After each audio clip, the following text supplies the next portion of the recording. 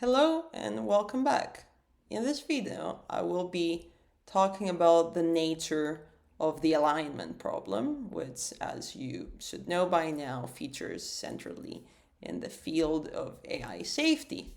But it's also a question, a problem of interest among other fields. And so we'll see why this is such an interdisciplinary problem. And after all, this might be answering a question you could be having, that is, why is a philosopher telling us about a problem that we thought is about how computers work or how computers could fail to work as expected in cases of misalignment? So hopefully this video will answer that question for you.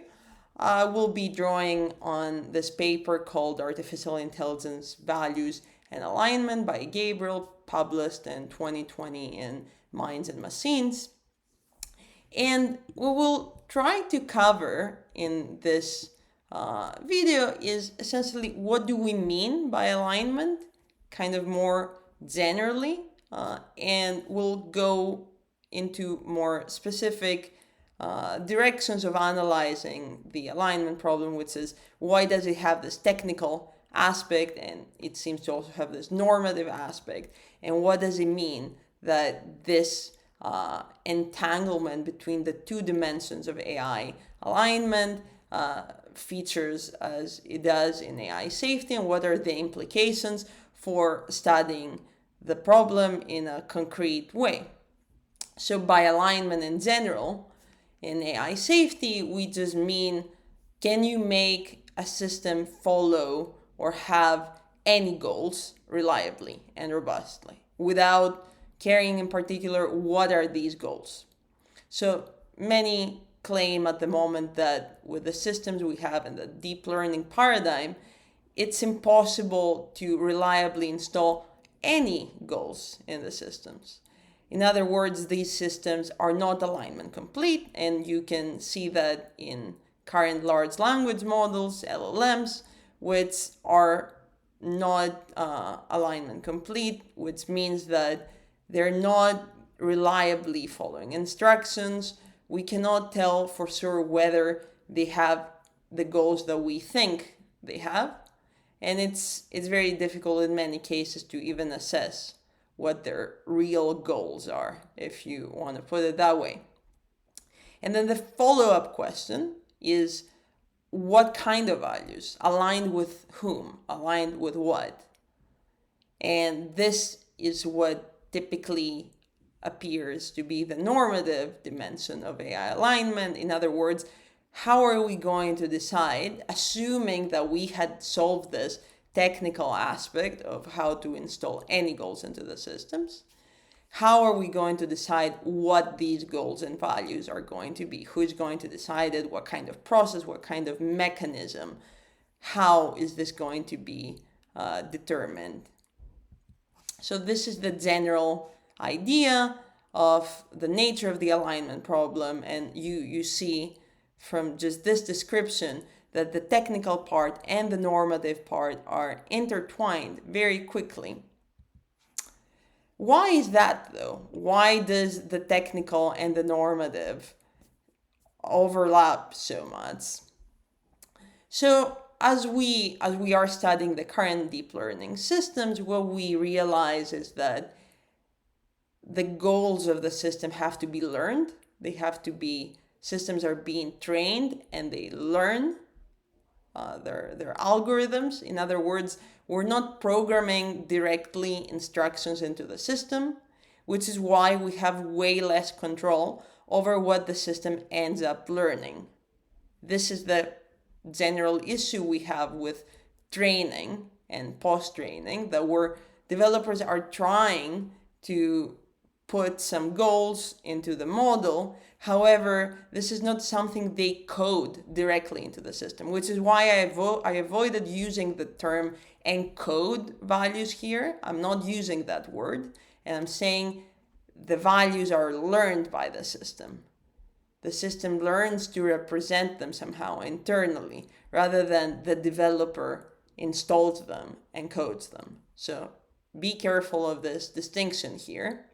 because in previous paradigms in artificial intelligence, it was possible to program very specific formalized propositional values perhaps in the system. I'm not going to evaluate how or whether these worked and what results they had. You can go look up how the systems operated, but that's the so-called good old-fashioned AI paradigm, which we're not in right now. Large language models and the AI systems that we use are developed according to deep learning techniques, and that explains why the choice of the word learned is there. So I'm closing this long parenthesis, but to go to the next step in terms of what it means to solve alignment, it means both. It means both a technical aspect of how do we put goals into the system.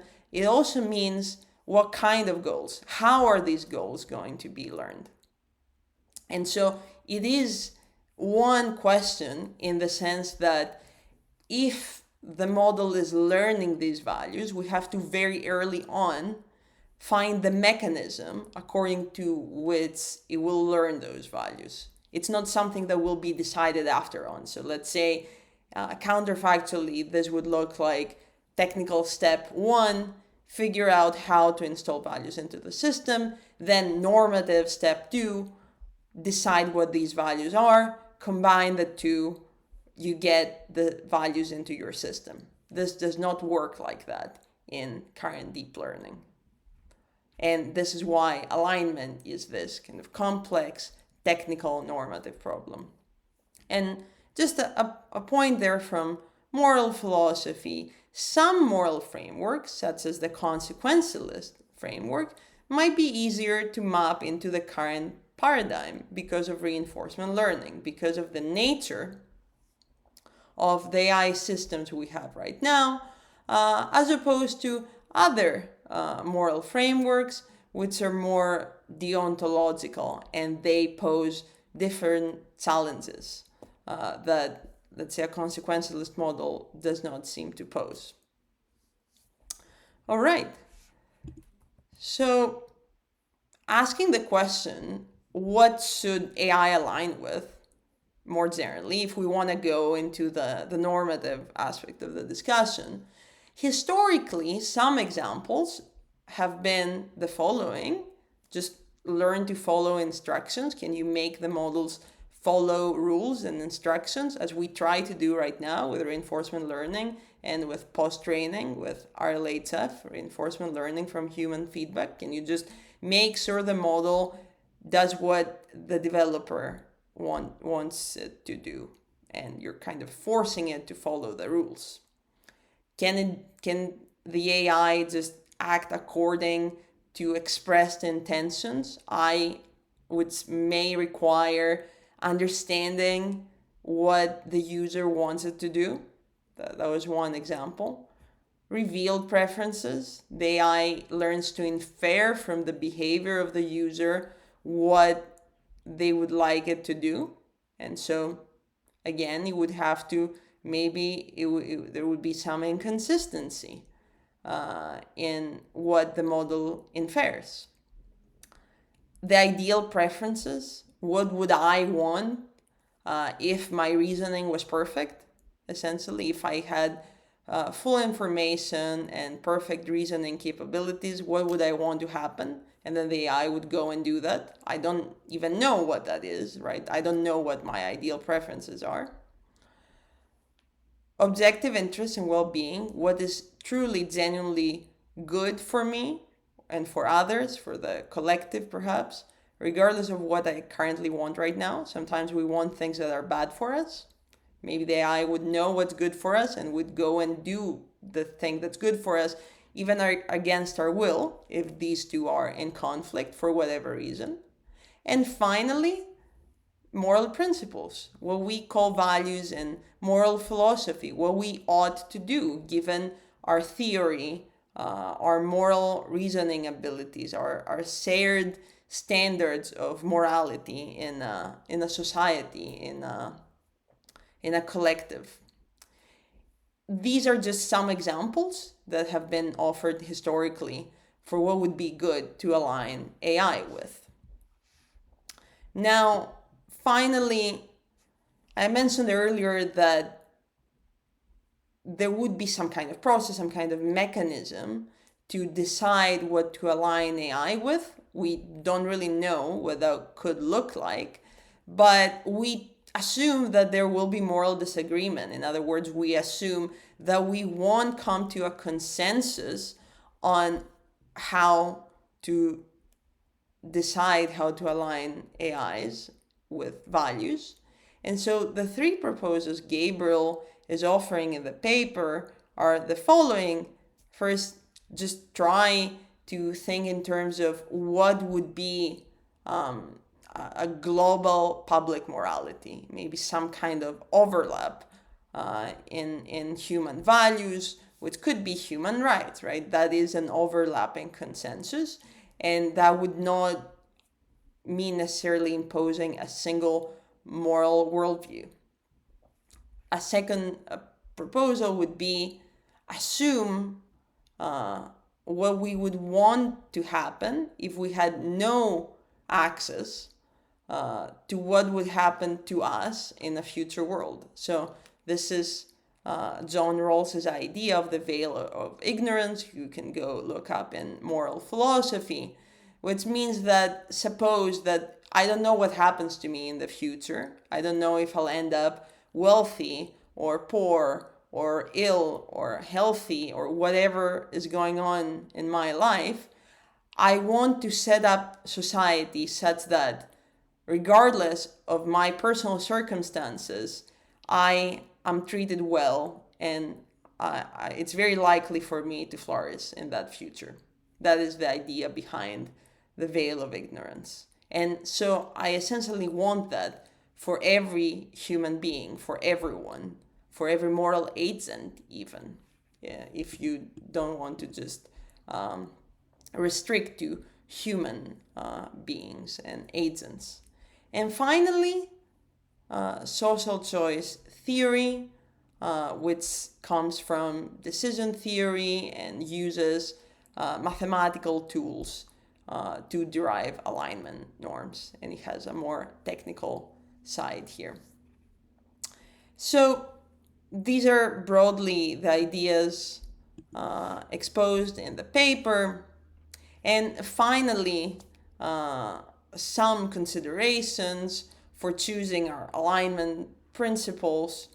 As you see, some procedural fairness, like no arbitrary advantages among different agents, being able to have concrete guidance, not just some vague ideals here and there, stability, robustness, inclusiveness, right? Being able to offer fair participation in this.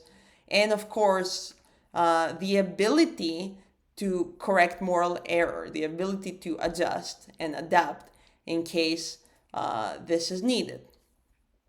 So here we have covered the alignment problem, and I hope I've given you a good sense of why this is not just a matter of technical work, but rather it is a matter of being able to think philosophically and reason in terms of moral philosophy.